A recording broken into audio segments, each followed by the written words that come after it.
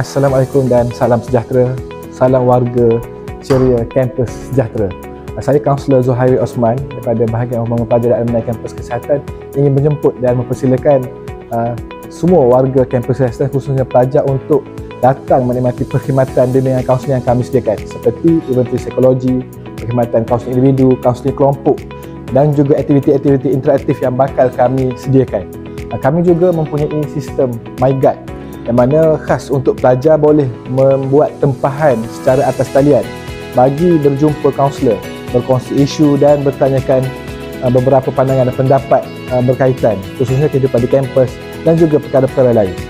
Saya ingin menjemput semua warga kampus juga untuk secara santai untuk berjumpa kaunselor-kaunselor lebih hepa untuk berbincang dan juga bersama-sama kita memberi idea untuk menambah baik lagi perkhidmatan yang kami sediakan. Dan saya berharap semua dapat berjumpa kami dengan keadaan sihat dan sejahtera.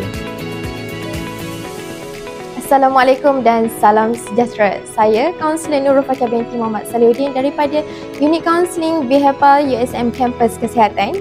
Jadi warga kampus terutamanya pelajar, jika anda mengalami sebarang tekanan, boleh hadiri dan berjumpa dengan kami para kaunselor di Unit Kaunseling BHEPA Kampus Kesihatan USM.